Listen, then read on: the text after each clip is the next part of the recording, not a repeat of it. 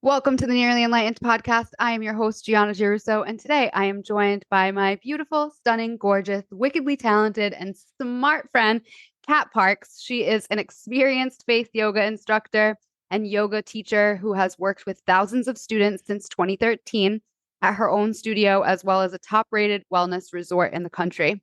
With a passion for sharing the joys of face yoga in a fun and easy way to develop greater awareness and confidence, she loves to share the possibility of connecting to our natural beauty as we age without the risks of invasive treatments.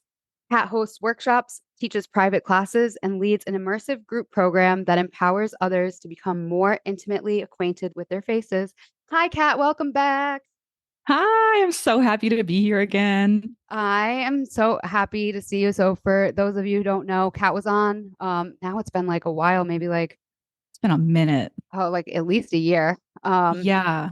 maybe more. Um, I met Kat when I was living in Arizona, and we were Arizona besties, going to yoga all the time together and hanging out, having goddess days. And I was just saying to her how, like, I was looking at her apartment. You can't see it because you're only listening, but I was looking at her apartment, and I was like, I miss it so much. I know the last time that we recorded, we were together. We were sitting side by side in our office on our couch, and we had two different microphones going to the same computer. And it was just this precious little moment. And today I'm so happy to be here. It's, less fun that you're not sitting right here next to me, but at least I I get to know. see you. Yeah. Virtually is good too, but I would rather hold your hand. Yes. At Well, least we welcome. have something like this. Yes, exactly. Technology can be used in a beautiful way. I've been saying this a lot lately because I feel like we always demonize it, but there are such beautiful things to technology, like people who are far away. We're about 2,500 miles apart right now, but we can still feel kind of close. I love it. Yeah, I think the hard thing with technology is when, it doesn't work. Prior to us getting started, my microphone was having well, I should say I was having technical difficulties. It wasn't my microphone's fault. But sometimes these things just come at us and it just gives us another opportunity to reframe our mindset. Yeah. Yeah, that's such a perfect way to put it because I'm the worst millennial. Technology is not my forte, which is it's always surprising to people because they're like, but you design your own websites and funnels and you do a podcast every week. Like, what do you mean? It's, there's all kinds of different parts of it. And I feel the same way because like I've definitely done some of those things, and work with my newsletter list, make those funnels, etc. But it's, I don't know, the little nitty gritty things. I'm like, where do I plug this microphone into? I am a spirit having this human experience, and the technology is just not part of what I want to be doing. Exactly. Oh, well, I'm so excited to have you here. So one of the things that we were just talking about, which I wish we were recording for, so we were talking a little bit about human design, and we are both projectors, which is kind of unusual because projectors only make up about 20% of the population. And um, yeah, but we tend to seem to gravitate towards other projectors because both of us are Yes. surrounded by a lot of them. Truly. Well, human design is freaking amazing. And I feel like a lot of people who are projectors, when we find human design, we're like, oh my God, this is it. This is why I'm a weirdo. This is why I don't fit in with like the usual society standards. But in the time that I've realized that I'm a projector, I've found out that my husband, you, my two best friends since childhood, my husband's best friend since childhood, and like all of the people that I love hanging out with the most are all projectors. I think that we can really like sense each other's weirdness or as I had one projector say that she felt like we all had these like secret wings that were not allowed by society, but us projectors we can see each other's wings, and I thought that that was really the way to put it. Oh, I love that. Two of my best friends are also projectors. And I think so for me, what's coming up is my friend Laura was on the podcast like a really long time ago, but that episode is still up. I think it's actually one of the first in the queue. So if you like scroll all the way down, you can listen to that episode. It really is a human design workshop. It's like an hour and a Ooh. half long podcast, and she really like goes in. It's amazing. But what she was saying about projectors is like we always get our energy from like plugging into other people. So I think that when we come along other projectors, like it's easy for them to like plug into us and see and really like see us. And we can really do the same for them. And I know I get some of my best advice and guidance from other projectors because I think they really like they're good at zooming out and seeing like the big picture. Yes. Oh, I love that. Yeah, our classic projector guidance, which I've started tuning into, are also like asking for permission to give that guidance, especially with other projectors, because sometimes it's like, oh my God, but I have all the answers for you, and I just want to give them to you and tell you how your life can be better. But first, I need to ask, like, is that okay? And honestly, a lot of the time, it's not. Yeah, So we just because it tends keep to be cruising like with our guidance. yeah, it tends to always be like the tough love that other people don't want to hear. And like for us, it's like the same. It's like when we're getting that advice, it's like the tough love that we don't really want to hear, but like you kind of Yeah. need to hear. Yeah, that's when it gets weird that both me and my husband are projectors. We're like, "Let me help you." I can fix it. I know I can. I have all the answers.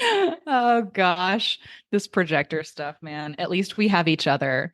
But the thing that I was sharing with Gianna before we started was the fact that we are both the same projector authority, which is that we make decisions from an intuitive hit, which can sometimes be like really challenging to listen to because there's so much other noise out there.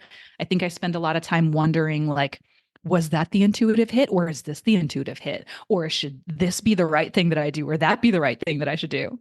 Yeah, I know. Cause sometimes those like moments of like deep intuition, they pop up and you're like, am I crazy or is this advice that I should follow? Like, Yes, and then it's over immediately. yeah. And it's like, it's learning how to trust and like balance and sit with like one of the things that somebody had told me before is like, oh, you should take 30 days to make a decision. And that actually like melted my brain Oh my God. because I'm like, that's such a long time. Like what like the offer might not be valid anymore. It might not be Yeah. there. But I do notice the wisdom in that because I am usually quick to say yes, but then once I do sit with it for a little bit, I'm like, oh, I don't think I should have agreed to this. Like now my energy is feeling like it's not there. And so I think taking the time and being honest and honoring and being like, hey, like I need at least a few days with this to sit with this and to really see like what my intuition is telling me. Like sometimes an immediate yes is like it might feel like intuition, but it's not, if that makes sense. And like Yeah. I don't know. I don't know if it's like people pleasing patterns or like what it is, but yeah, like sometimes after saying yes, it's like, oh, the energy just actually doesn't feel right here. And one of the things Yeah. about being a projector is like you really need to be seen and invited in. And sometimes it can be hard to wait in that space of like, okay, I'm here doing my thing, like here shining my light, but like, where is everyone? Yes, definitely. That timing too of like just waiting. I noticed that sometimes with like things I'm working on or something maybe I want to talk to someone about. And the more time that I take and not do that thing, a lot of the time I end up changing my mind about it. I'm like, oh, I actually don't have to talk to that person about that thing, or, I changed my mind about it anyway, or I'm actually not going to do this thing. And so I feel like sometimes there is something about knowing ourselves and how we work and how we move through things that can really help us be more productive, be more authentic, be more ourselves, rather than trying to be on this like hamster wheel of our usual society that is Yeah. generators who are doing things, crossing things off their to-do lists and motivated, and we're just not like that. Which can feel challenging, I think, to be an entrepreneur when Yes. there's stuff we have to do, like Yes. sending And you a headshot. yeah. I totally get that. And it's funny because it's so amazing how this podcast has worked this last season. But Chrissy and I were basically just talking about this. Taking like these moments of rest can feel like really like, ooh, is rest the most productive thing I could be doing? Like, no, I could be doing all of these things. But sometimes when you do lean in and take that moment to rest, then like the creativity flows or like you get the energy to do the thing. So like not feeling so guilty about taking a rest. And I was talking very candidly about this on that episode. Like from last November till like probably just like about a month ago, my energy felt very high. It was very like be out there, be seen, be doing the things, be like pumping out the content. Just like in that go, like hustle kind of culture. Um, but like the last 2 weeks, I really felt like I needed a break. So I kind of took a break and I felt bad about that because the podcast has been in such a groove where it's like actually booming. I am in shock and awe every single day when I look at the analytics. Like I'm humbled and blessed and grateful. But I was worried about taking those 2 weeks off. And I was like, what is this going to do to like the groove that we've been in? And the worry was for naught. Like it was a waste of energy, really. Because the same amount of people were listening, probably catching up on past episodes or like whatever they were doing, but the numbers were still there. So I was like absolutely blown away. And like, I really can't express my gratitude enough for everyone who listens, who shares, who comes on this podcast because like I wouldn't be able to do it without all these moving parts. So I'm very grateful. That's amazing. And I'm sure that the rest that you took got you more in alignment with what it is that you actually want to do and moving forward with the pod and everything else that you're working on. But the thing with podcasts, it's like, if you have this awesome content, you do these cool interviews, you have these neat people care about that. People want to listen to that. And whether or not you post every week, people are still going to listen to that. One of my most favorite podcasts, I haven't seen them post in since like July. And I still keep checking because it's my favorite podcast. And the people who listen to that are going to keep checking. We're going to keep listening to old ones because that is what matters to us. And I think that the fickle friends or the fickle fans, um, fair weather friends, they're not our vibe. We want these hardcore people who love what we have to put out. Yeah, that's so true. And I like what resonates with me is like always leading by example. And like I am not just gonna come up here and talk this talk without walking the walk too. So just like honoring the energy that I'm in. And even I'm starting to reevaluate like my teaching schedule, which I've been teaching like an obscene amount of classes, like 10 to 14 classes a week. Oh my God, that's too much. It's a lot for a project. It's a lot for a That's a projector. lot. That's a lot for anyone. Um, but my energy was very there to support it before. Like it like I was just it was lighting me up. It was like giving me energy. And now I'm starting to feel that pullback a little bit of like, okay, let's like streamline and just kind of see where I'm at. And I actually am getting it doesn't sound like such a big deal when you're teaching 10 classes a week, but I'm getting rid of one of the classes, which is a very early morning class after a very late night class. So on Thursday nights, I teach a class that ends like fairly late. And I mean, as you're a yoga teacher, so like by the time you unwind, get home, eat dinner, like shower, and you're just like going, you can't really settle down.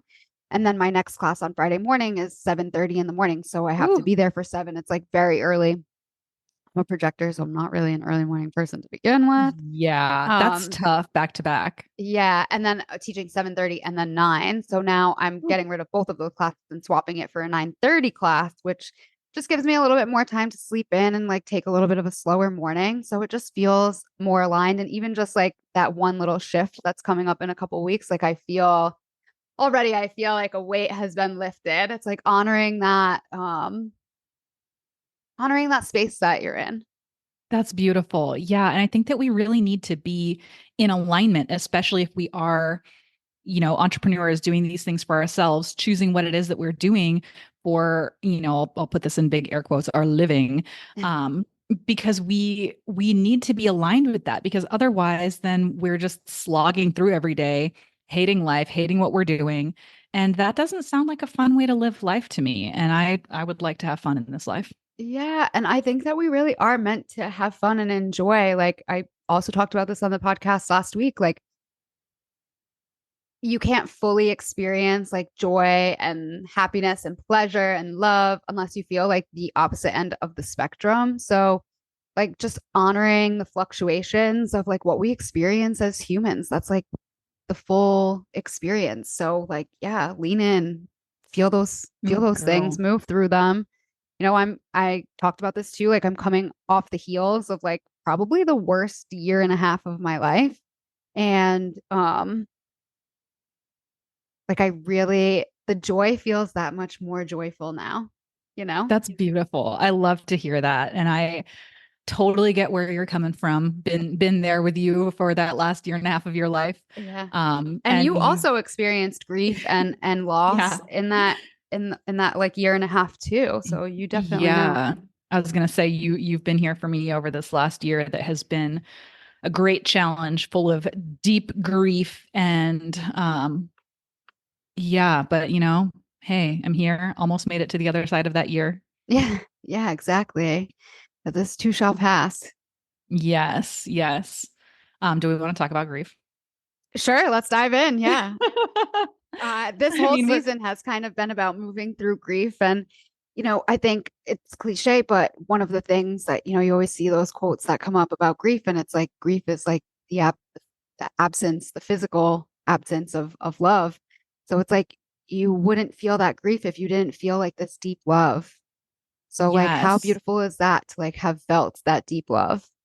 absolutely. Yeah, I'll share that a year minus 10 days ago, I had to say goodbye to my soulmate kitty cat. I'm going to try not to cry. Whew. Um, That's okay. Man, it was just the freaking worst. And the year has just been really challenging with other bits of grief placed on top of that, flowing through my husband's after he lost his dad suddenly and unexpectedly beginning of this year. So it's been a rough one, when it's kind of like everything starts stacking on itself. Um, One of the things that I feel really resonated with me is that the part that, or what we are grieving, is who we were able to be with the person or being or entity that we have lost. And I feel that so deeply. I have been a cat owner since I was 21. Like I got this kitten. I needed a kitten when I was 21 and I spent my entire adult life as a cat mom. I'm obsessed with cats, total cat lady. She's my little baby. And then all of a sudden last year I'm like this cat lady without a cat and I had to figure out who to be, who I am, how to be. And I don't know if I still know. I don't know. And it's been this journey of figuring out like who do I want to be, or how to continue to acknowledge and honor her and that part of myself, while also not trying to just like get over it. I think that that's a really gross and toxic thing that our society also gets into is this like, oh, you're still sad. Oh, it's just a cat. Get over it. It's been a year. And it's like, well, it can be 10 years and I might not still have washed the shirt that I was wearing that day. And that has to be okay because this is my grief journey. Yeah. Yeah. Yeah. And it really is like I just said it, but like I'm learning how to be this new version of me now since that last year and a half, since all like the grief and loss in my life fell apart and I moved back across the country to be closer to my family. And like I'm stepping into this new version of me. And sometimes that's part of the grief journey too, is like feeling the sadness for who you were before. For me, it was before shit hit the fan. Like, Yeah. I sometimes like those Facebook memories come up of when I was like ferry traipsing around Colorado and like topless in the desert and like swimming in Sedona with no top on. And like I really like part of that was like mourning the loss of that person. Like and figuring out who I am now and stepping into Yeah. who I am now. Now that that is behind me. And even though sometimes, like you said, it feels very fresh, it comes up like you get this wave of emotion. Because the healing journey is not linear. Like we think like the further we get away from something, like, oh, it's better. But you know, I talk about this a lot. I lost my brother when I was 8 years old. And it like when you talk about it, it still feels very fresh. That was 20 something years ago. And when you think about that, you know, that day, it's like it could have been yesterday. Oh yeah. I heard this analogy once that our grief is like when you're standing in the waves at the beach. And sometimes these waves come and they're just hitting your ankles. And sometimes a wave comes and it gets you at the knees. And sometimes a wave comes and it just knocks you over and pushes you into the sand. And it doesn't matter when. And truly, like just I think a week or less ago, I was sobbing my eyes out. I'll share very publicly. I vacuumed my carpet for the first time in like 11 months because it still had my cat hair on it. And I felt like so connected to this place, this rug that my cat always was. And I never felt compelled to want to like get rid of that. And just the other day, it was like a week ago, I vacuumed for the first time and I just sat on the ground and cried. And I cried like again, like it was yesterday. And that's something that, I'm sure my mom would be like, that's disgusting. you know, you should have cleaned that rug months ago or, a Yeah. month after it happened, probably less. Um, and this is all just, we have to flow with our own grief, our own emotions, what matters to us. And again, yeah, acknowledging the fact that we're different. And we're different not just when we have a grief event, a breakup, a death, a loss, a change, a graduation, a job change. All of those are grief events, but we're also just changing.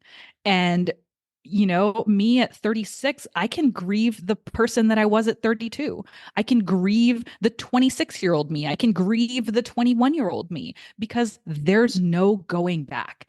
And I think that the more that we can move through that, acknowledge that we are changing, that we are different, whether or not we're having these like big, epic, life changing events, there's always going to be life changing. Yeah, it's so true. Like that is, it sounds so stupid and so trivial, but like the only constant in life, the only thing that we can count on is that things are going to change. Absolutely. So like Yeah. staying in this fear bubble or like not wanting things to change or like clinging on for dear life, like it doesn't matter. Like it's still going to happen. Yes. You're not going to avoid it. It's happening. This feels like a good segue into aging.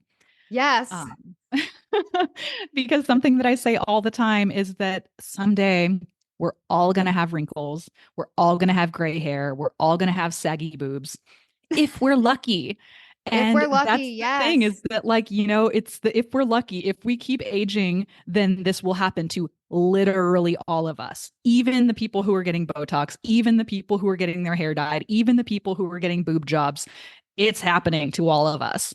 And I think that acknowledging that and trying not to fight against nature, we are literally aging, we're literally changing. And the more that we try to like cling on to youth or some version of ourselves that doesn't exist anymore, the worse we're going to feel about ourselves. And this Yeah. is, again, it's a practice.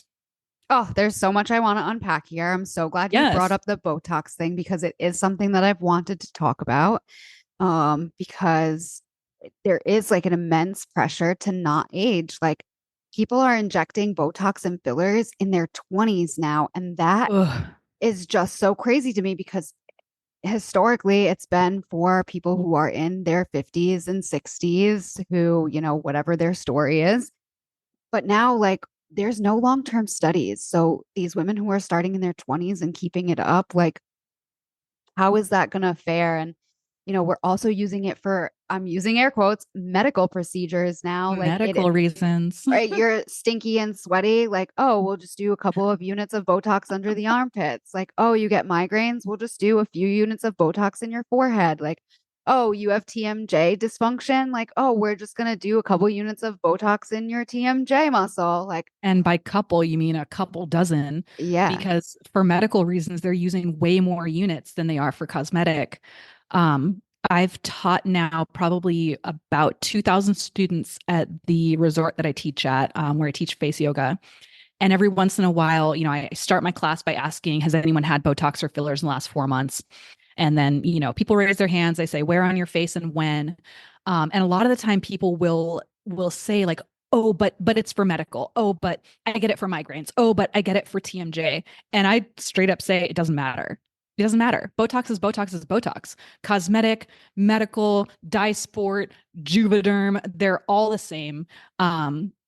It's botulinum toxin, and they're all Yeah. going to be the same. They're all going to be bad for your health. Yeah. Your body has to metabolize that. Like, it's going to affect your liver. It's going to affect your kidneys. Like, whether or not the scientific studies say it, just like use your fucking brain.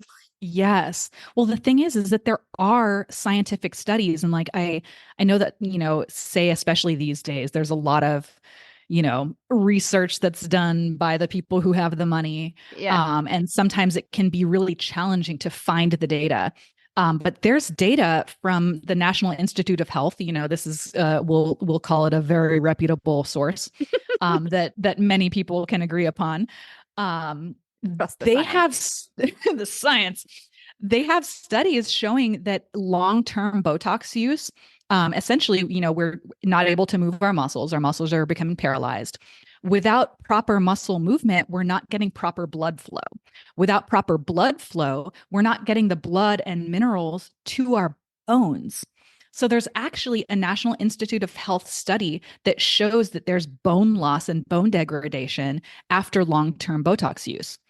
And this is something that we really need to think about, especially for something like TMJ, if they're putting it right at where our TMJ joint actually is, that's bone.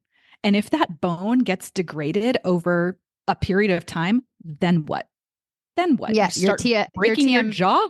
yeah, your TMJ dysfunction is going to be the least of your fucking worries. Yes. And same thing with when we're getting it in our forehead. This is a huge bone in our skull. And if we're getting it, say, at like the crow's feet area, this is a part like our temple. It's already a little bit of a divot right here by our crow's feet. If we're starting to lose bone there, then we're going to have a different shaped face. But we really need to think about things like that, the bone, the muscle, the blood flow, and less about, what do I look like? Or, oh, I've got this line between my brows. There's And you, things that we can do about it. so I don't know if many know this, but I used to work at a med spa back a couple of years ago. And one of the things that the nurse practitioner used to say was, like these injections aren't going to even make you look younger. You're going to just look your age with work done. And this is someone who's actively injecting Yeah. Botox and filler and like all of the other things. So, like, we're selling this pipe dream of like, you're going to look younger. It's like, no, you're not. You're going to look your age. You're just going to look like you had work done. Yeah. Well, and the thing that has been kind of had a little bit more light shed on it recently is the fact that when folks are getting it done in their 20s, it's actually making them look older. Because again, say with something like Botox, we're not getting that proper blood flow. This is a time when, in folks in their 20s up to probably about 30, our faces are still growing and changing. We still have muscles moving and we're still developing. So folks who are getting Botox in their 20s, it's actually making them look older because we're not able to move as much. They're not able to get as much blood flow to their very full of collagen faces. Yeah. And then there's the thing with, Oh, oh, no, go sorry, ahead. good. No, go ahead. The part with fillers is that these fillers were literally made for when we already have volume loss. So again, these are for folks in their 40s, 50s, 60s to add more volume to places that have lost volume. But what they're being used for now is like contouring as if it's makeup. But if someone who's in their 20s is injecting, say, into their cheeks to get higher cheekbones or a look of higher cheeks, then all of that filler actually starts to expand within the face. It can actually start to migrate in the Migrate, face. yeah. It can make you look different. And again, it's aging these people. I don't know if you've seen the Love Island gals. Have you seen them? So I've seen a couple episodes, but I'm not really like immersed in the culture, we'll say. Okay, nor am I. This is I saw it on an Instagram post. They showed this plastic surgeon pictures of all these gals from Love Island and And asked they're him, young. They're like in their 20s, mid yeah, they're like 20s, 23 to 25. And the doc was supposed to guess, oh, are they natural or have they had work done? And then how old do you think they are? And he was like, oh, they're all fake. None of them are natural. They've all had Botox or something. plastic surgery fillers. But he was guessing their ages like 32, 36, 43. And the girl that he guessed who was in her 40s was legitimately like 24. And she legitimately looks like she's in her 40s. And it's one of these things that, we're thinking too close. We're too close and not thinking about the future. And I think that when we're like, oh, but I can have these bigger lips today, we're not thinking about the fact that, well, what is happening to the skin of your lips? Once that gets stretched out, there's no unstretching it. So you either have to keep getting fillers for the rest of your life or have saggy lips. Well, it comes to the other hot topic of like, this is just big pharma creating customers for life. Like Yeah. that's the bottom line. And that's Mm, all they care about. That's all big pharma cares about is the bottom line. Like yeah. these fillers, Botox, like these, it's $1 billion industry. Oh, yeah. They're not just gonna like make that go away. Yeah. And here's the thing, y'all. The research is out there. You just type it in on Google, world's most lethal neurotoxin. It's Botox. And if you were to ask your dermatologist or your injector at the med spa, hey, what are the adverse effects? They're probably not going to tell you all the adverse effects. And the sad thing is that there's people who are getting the Botox, getting the injections, having adverse events, going back to their doctors and saying, "Hey, I'm pretty sure that this is the Botox." And the doctors are saying, "Nah, it No, can't can't be."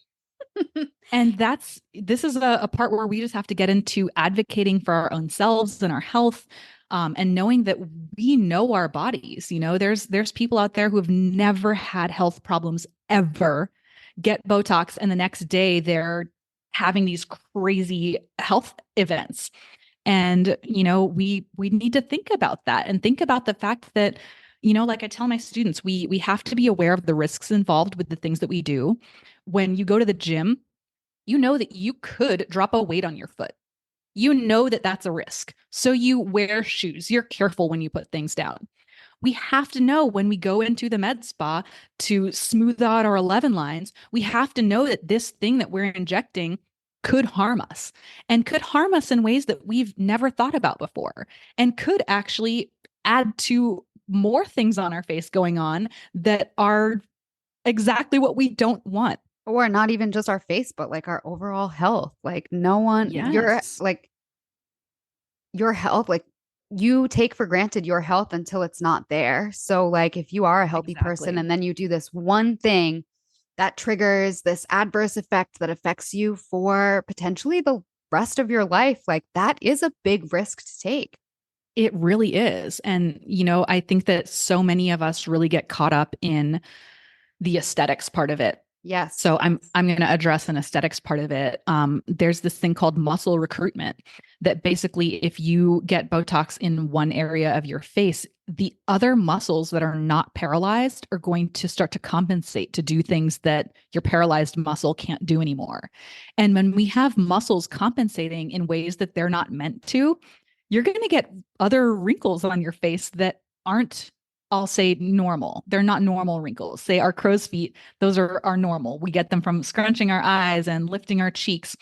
Now, if we get Botox in our crow's feet, just in our crow's feet next to our eye, then we might actually start to get under eye wrinkles because there's actually a ring muscle, a circle around our eye. So if we're just paralyzing one part of that circle, then all the other parts of the circle are going to be working overtime.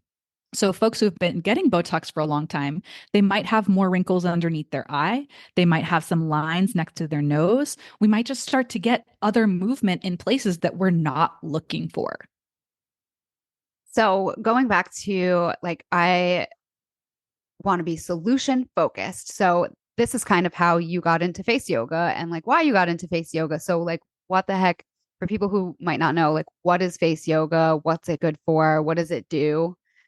Just a little bit Amazing. about it. Yeah. I love this. So, face yoga has actually been around for 23 years. I know a lot of people haven't heard about it. It's been really gaining more traction and popularity in our country over the last few years.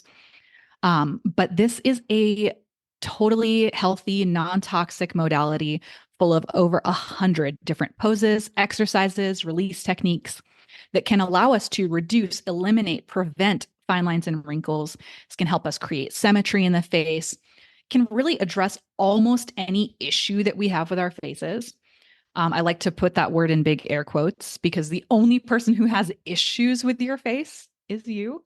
And the thing is, we are people, we're human beings, and we're human beings doing things with our faces because that's what humans do. And there's going to be a point again, like I said, that we'll all have wrinkles. We'll all have sagging skin because that's literally what being a human is.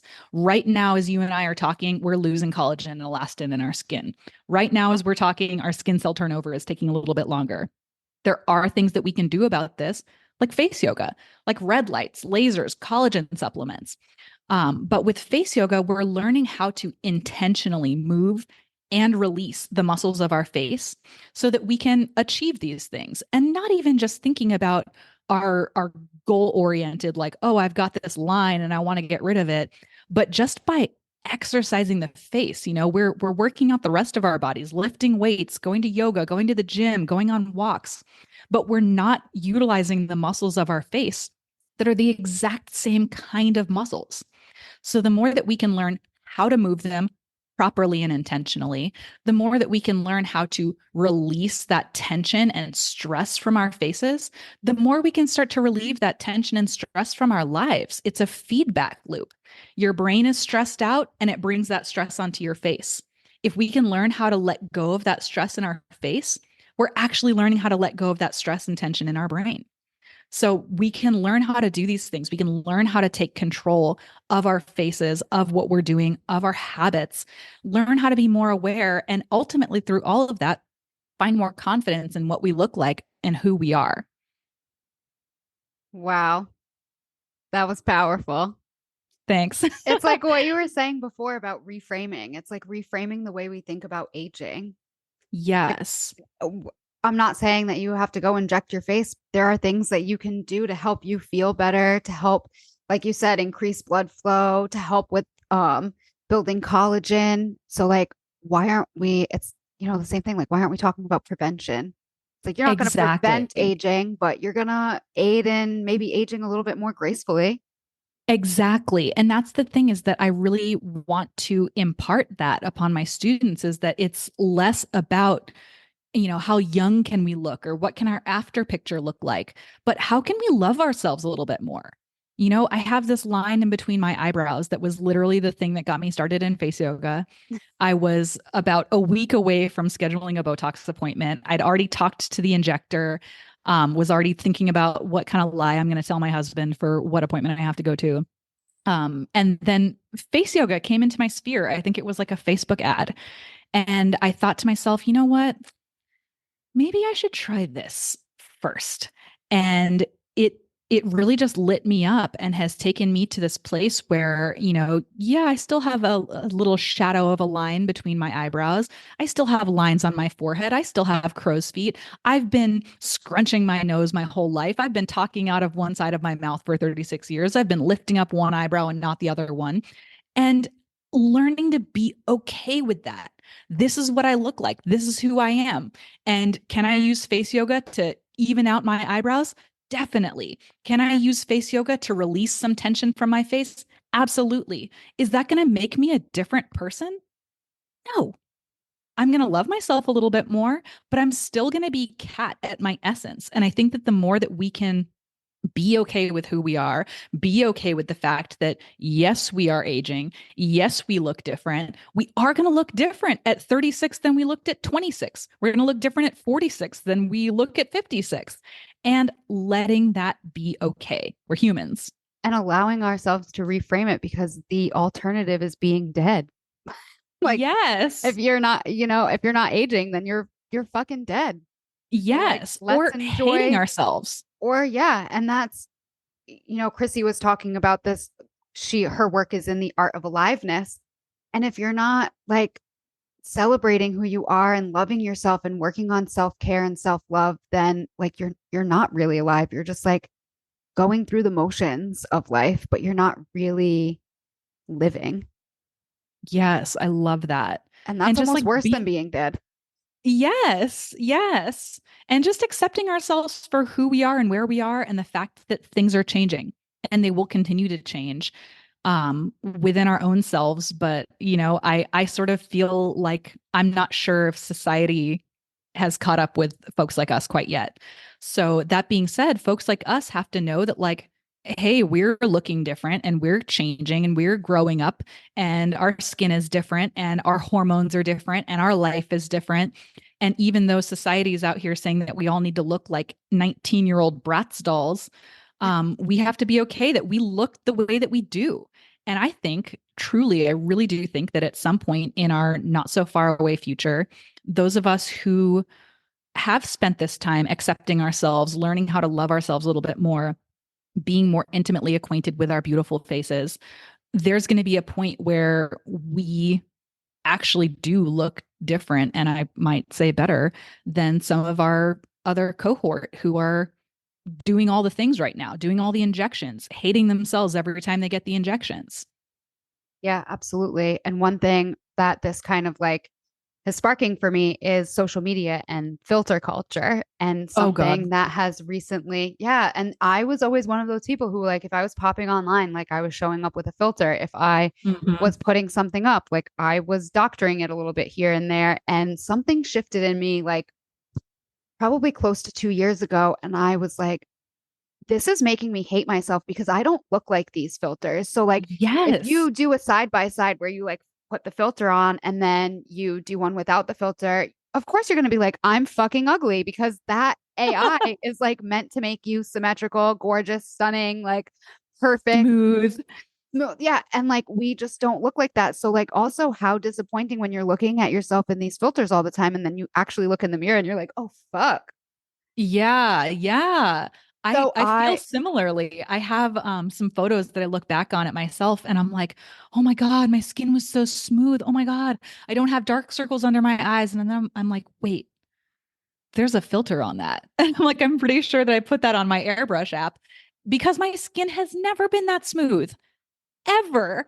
And I don't mean maybe if I was like wearing all kinds of foundation and makeup, but that's also not my ethos, not my vibe. Yeah, me either. It just like I feel like I'm just like smothering my face. I just can't do it. And it's funny because I used to like my early 20s, late teens, like I was all about the makeup, loved it, was a makeup artist for a good chunk of my 20s. And now I barely wear any makeup at all, just like a little bit here and there.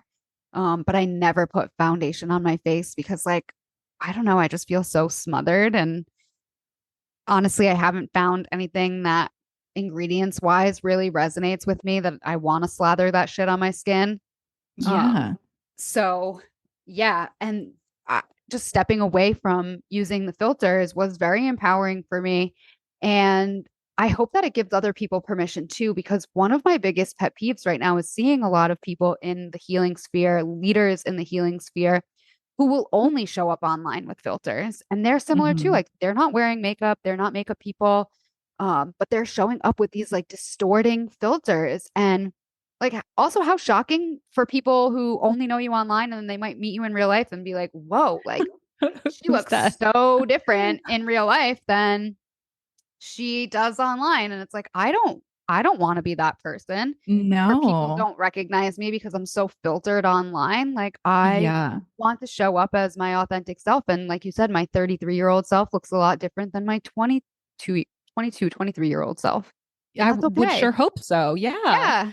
And that's the thing too, is that I think that being transparent too in who we are and what we do. I just made a post the other day because I feel like I've been seeing a lot of celebrities who are like, oh, I haven't had work done. Oh, this is just I was drinking tea and now I've lost 87 pounds. And that's come on, that is absolutely not real. You know that you're taking prescription drugs. Can we just be real about what we're doing? And this is to say that, I am not opposed to plastic surgery or, whatever it is that you want to do, especially in the celebrity sphere. I understand that their faces are their Livelihood. livelihood. That being said, like, can you just acknowledge that you can't move your eyebrows because you've had Botox? And can we just say that, like, oh, my nose looks different because I had a rhinoplasty? Like, can we be transparent about that? So I try my best to be transparent about all the things that I do because I don't just do face yoga. I've got a little red light torch. I sit in front of the red light sometimes. I get IPL facials. I do some facial massage. I have a gua sha tool. There are other things that we do, but I think that when we're out here just lying to people, it's just perpetuating the problem. I Yeah. saw one time a gal on Instagram. There's this whole group of big air quotes face yoga ladies who are doing big air quotes face yoga. It's not face yoga, you guys, but there's an ad where the gal in one ad, she's saying that she's 32. And then in another ad, same girl is saying that she's 45. Well, what is she? 31 or 45? She's lying to you. One of those things, she's lying to you. And I could lie to you and tell you that I'm 50 and look at how beautiful I look. I look like I'm 36. Or I tell you that I'm 36 and I've never had Botox and I do these other things. And sometimes people are like, oh my God, you don't have any wrinkles. And I'm like, I obviously do. Like, come a little closer. I absolutely do. I'm 36 years old. I've been moving my face a lot. And that's the point. That's the point. And I've been watching some movies back from like the 80s and 90s. And it's so funny to like, I look up the ages of these people and I'm like, oh my gosh, they really do look so different. Or like shows from the 90s. I was watching Friends the other day and all the gals on the show Friends, they're all moving their eyebrows a lot. They've got lines on their forehead. And now, 30 years later, they're all like smooth and perfect and can't move their faces. And that's not how life works. That's not how humans work. That's not how aging works. And when we as consumers are seeing these people look, even more beautiful and flawless and smooth at 50 than they looked at 30, it makes us feel bad about ourselves. Yeah. So I want to be that person who's out here saying, this is what we can be like. This is what we can look like. This is what 36 looks like. This is what 36 can look like. And being a role model for people who are like, I don't want to go that route. Yes. That's such a mic drop moment. I I love won't drop my that. beautiful mic. Yeah. No, don't do that. But I think it's such an important message and it's something that I actively work through. Like I said, like the filter thing was a big deal for me. And like, I think I'm not alone in that. Like, it's so distorting that you really like, it really fucks with your head. Yeah. Yeah. It's the smooth skin part for me because like I'm not like that. I've got freckles, I've got lines, sometimes I've got acne because I'm a human. And when I see those old filtered pictures of me, I legitimately feel bad about myself. And I'm like, oh my God, I don't look like that anymore. I've never looked like that. I never looked like that. Spoiler alert. Spoiler alert, that picture is not real. And it's kind of sad because it's like, what did you look like? I don't That's how know. I Can I feel. find that undoctored picture? Yeah, same. I don't know if one exists in my 20s, really. Interesting. And that's kind of sad. Yeah. Because I feel like, in my teens and early 20s, like those kind of things didn't really exist yet. Oh yeah, it's the filter was the fact that our cameras were crappy. Yeah. Yeah. It wasn't a filter, it was just pixelated. I'm so smooth. I love that. So if people are curious about face yoga or if they want to like learn more about face yoga or work with you, where can they like find some resources? Amazing. Well, I would say I would love for you to follow me on Instagram. I don't necessarily put out a lot of like poses or here's how to do blah, blah, blah, because there's a lot with face yoga that I want to be more acquainted with my students and be able to see them while they're doing it, answer their questions, make sure they're doing it properly. That being said, I love to share, my face yoga ethos on Instagram. You can find me there at B Easy Face Yoga.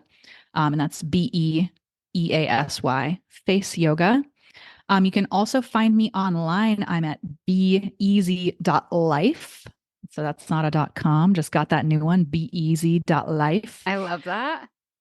So I actually will be hosting a huge 12-week course coming up in the next couple months that is immersive, intimate face yoga coaching program. It is designed to empower you to take control of your face with natural, non toxic methods like face yoga. This is going to help us to release tension, strengthen our face muscles, develop awareness. And again, my whole deal is that I want you to become more intimately acquainted with your unique face because you have a unique face. We might have doppelgangers, but there's no one like you. And we all are made differently, shaped differently, and have different kinds of lives. But the more that we can become acquainted with ourselves, the more that we can develop that self love, confidence, embrace our natural beauty, and learn how to flow with life's changes gracefully, gratefully, without having to lean into those risks of invasive procedures.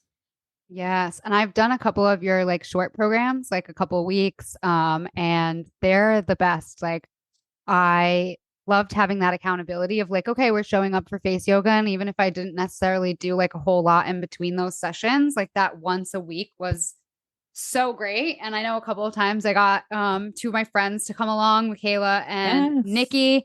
And actually those are my two best projector friends. So it's funny. Oh, amazing. I love that. Well, Yeah. maybe we can get all of you to join Find Your Face Freedom. Yes, I think And we they're gonna can, both be sparked about that, especially Michaela. yes. Michaela's an avid nearly enlightened listener, and she's actually coming on the podcast probably like in the next 2 or 3 weeks. She's just like off the heels of she'll be coming back from a yoga retreat from the Azores. So I'm excited to have her on. But when she hears this Ooh. episode, she's gonna be screaming. I love that. Well, Michaela and Nikki and Gianna, I really do want all of you to join my program. It's honestly going to give you like everything you need to take control of your face, your aging, your aesthetic, without having to wonder like what it is that we do. There's a lot of face yoga out there that can feel overwhelming, and we don't really know exactly what it works for us. And again, my whole thing is how can we just love ourselves a little bit more, find that deeper confidence, and release some of that tension.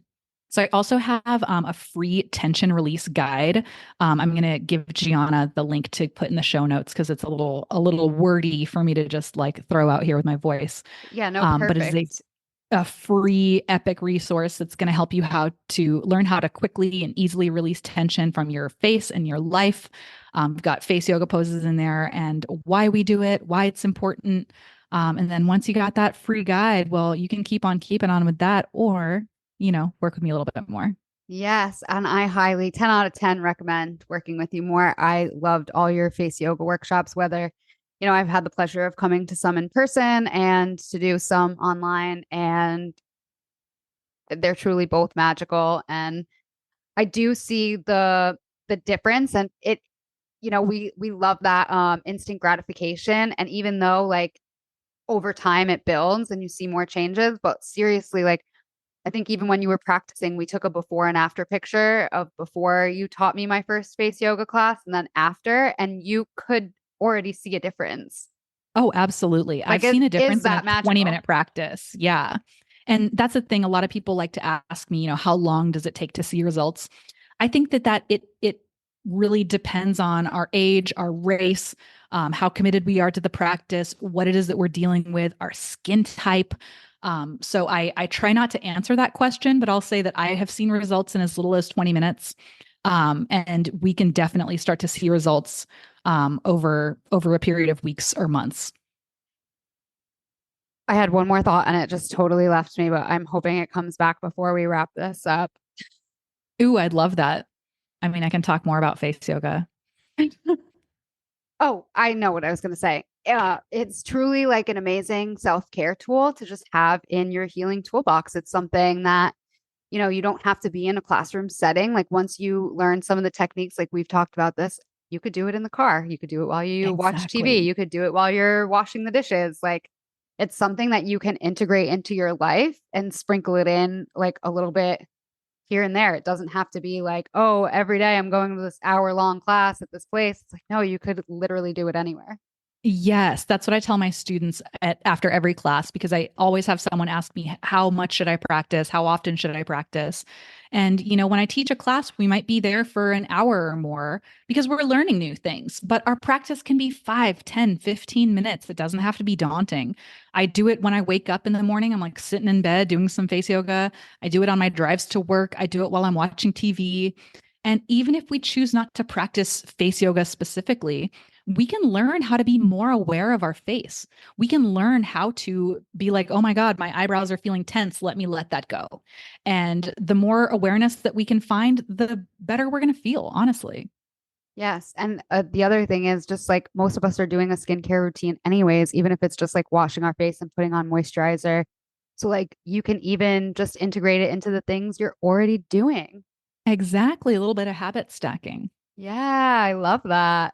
Amazing. Thank you for coming on. This has been an A+ episode. I feel like some of these messages I needed to hear. Yes. Same. I feel like some of these messages I needed to hear and hear myself say. Spirit comes through every time. Yes. I love that. It's been such an honor. I absolutely love chatting with you, my friend. Wish that Me we could have a too. goddess day after this, but this is good enough for now. Yes, good enough for now. And it's not, it's see you later. We'll Yes, see you later, friend. absolutely. Thank you so much for listening to the Nearly Enlightened podcast. If you liked this episode, please give us a thumbs up, like, share, subscribe, do all of those fun things. It really helps. I appreciate it. I see all of you.